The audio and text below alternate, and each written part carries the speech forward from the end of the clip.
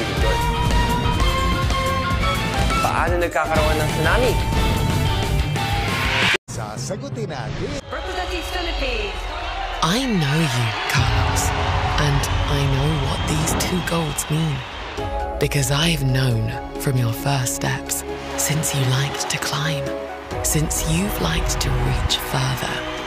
I've known you since you used to bend your ankles and close your eyes from exhaustion.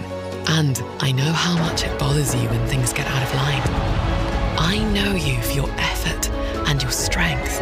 I know you for being the first in the history of the Philippines to have these records. That's why I know, Carlos, how much these golden triumphs mean. But more than anything, I know you by the metal of your soul. Do you know who I am? I am the future that knows everything. And because I know you, Carlos, I know what I'm going to see again in LA. Sabi nila, laro lang daw ang sports. Pero ang totoo, sports is a great teacher. It teaches discipline. It teaches grit. And it teaches teamwork. Sa sports natututo maging champion sa buhay. Get your child into sports today.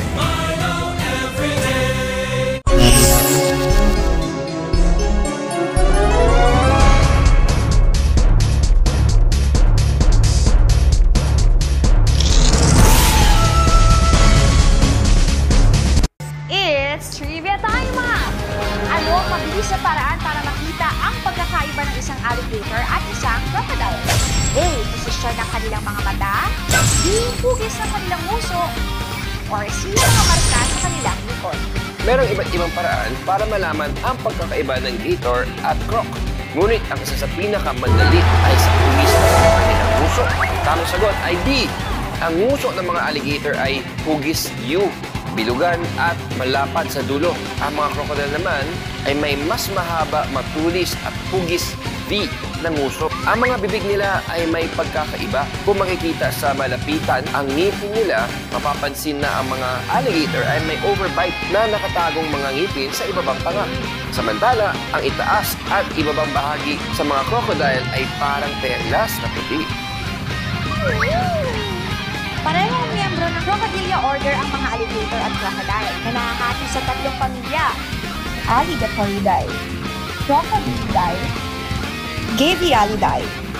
Ibig sabihin, ang alligator at crocodile ay may isang ninuno, mga 80 million years na ang nakalipas bago sila mag-evolve. Magkaibang hayop man sila, nanatiling medyo magkatulad sila sa itsura. Mayroong 8 species ng alligator at caiman at 15 species naman ang crocodiles. Mas malaki at mas agresibo ang crocodiles. Lumalaki sila ng hanggang 14 to 17 feet ang haba at 2,200 pounds ang bigat. Ang mga alligator ay may average na 10 to 15 feet ang haba at mga higit sa 1,000 pounds. Ang pinakamalaking reptile ay ang saltwater crocodile tulad ni Lolo na lumalaki ng hanggang 20 feet. Parehong magaling lumangoy ang gators at crocs na umabot sa 20 miles per hour ang bilis sa tubig. Mas mabagal sila sa lupa na may average na 11 miles per hour, kaya mas nagahan sila ng prey sa tubig.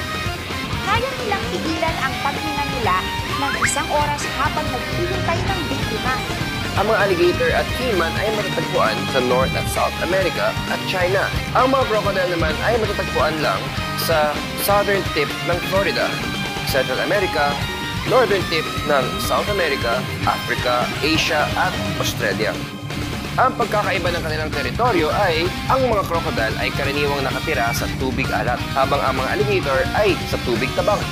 Ang crocs at gators ay parehong may mga integumentary sense organs, mga maliliit na black spots sa kanilang katawan na nakakadetect ng galaw sa tubig. I believe.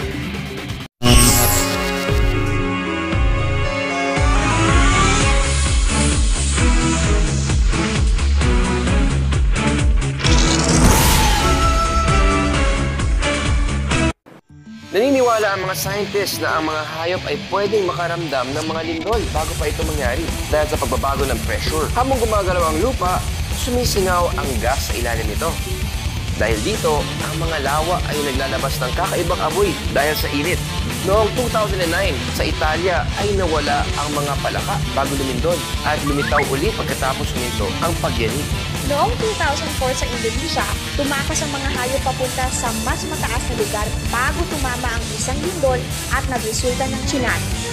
Pwedeng maramdaman ng mga hayop ang mahinang pagyanig na di natin naramdaman. O baka nakakaramdam sila ng mga electrical signal na dulot ng pag-shift ng bato sa ilalim ng lupa na nagbabago sa magnetic field. 90% ng mga lindol ay nangyayari sa loob ng Ring of Fire, lugar na sumasaklaw sa Pacific Ocean sa pagitan ng West Coast ng Amerika at East Coast ng Asia at Australia. May kinalaman ang mga nagkikis-kisang tectonic plates sa madalas na paglindol. Dahil ito sa pagsingaw ng matinding init sa inner core ng Earth na nagiging sanhi ng paggalaw ng iba't ibang layer ng Earth.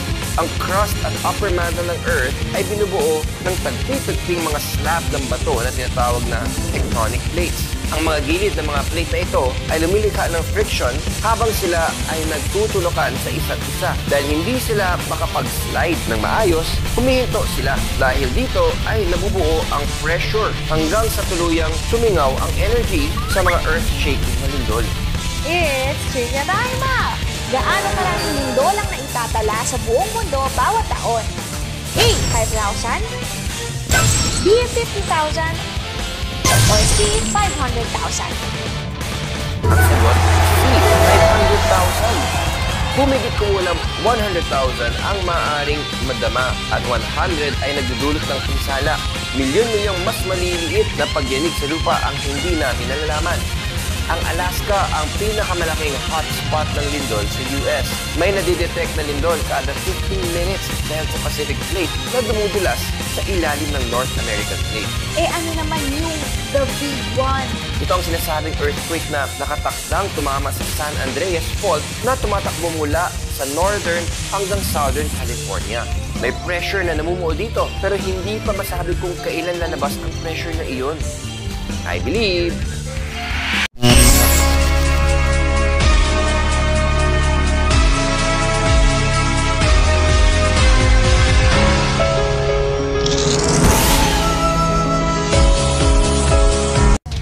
Tuwing may earthquake, laging kinakatakutan ang paglaki ng mga alon. As in, sobrang laki. Ano ang signs? Pag nasa beach ka at bigla na lang bumaba ang tubig. Pag may makita ka lang tumataas sa tubig sa malayo, parating na ang napakalaking alon na may taas na 100 feet. Tsunami! Ang ibig sabihin ng tsunami sa Japanese ay harbor wave. Pinangalanan ito ng mga Hapon dahil ang kanilang bansa ay isa sa mga pinaka-naapektuhan nito. Ang tsunami ay higit pa sa isang napakalaking alon. Ito ay series of waves na dulot ng water displacement sa karagatan. Ilan sa dahilan ay mga lindol, pagguho ng lupa, pagsabog ng bulkan o isang napakalaking meteorite na bumabagsak sa dagat. Tulad ng lindol na nararamdaman natin sa lupa, 80% ng mga tsunami ay nagmumula sa aktibong Ring of Fire sa Pacific Ocean. Pwedeng magdulot ng tsunami ang lindol, pero hindi palagi.